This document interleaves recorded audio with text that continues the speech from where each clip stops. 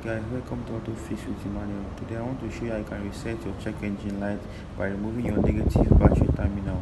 First, you turn off the ignition and you remove your car key. Now the ignition is off. Okay, now you locate your negative battery terminal by it's having the minus sign. No, this is not it. No, and this is it, having the minus sign. Now you make use of your 10 spanner. You lose it out.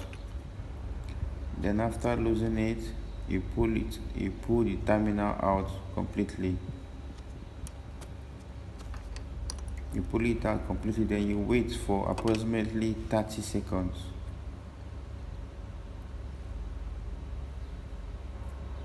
Okay, now we're waiting for approximately 30 seconds.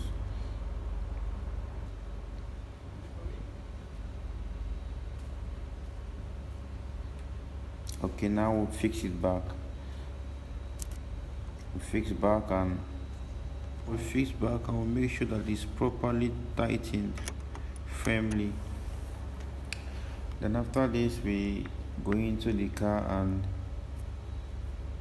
we start our car. You'll check on the dashboard to see if the light still remains there or it's gone. Okay, now I'm going to start the car.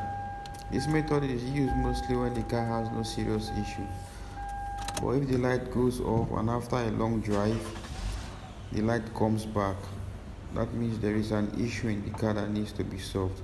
Now as you can see, the light goes off. Okay, thanks for watching, and please share, please comment, please subscribe.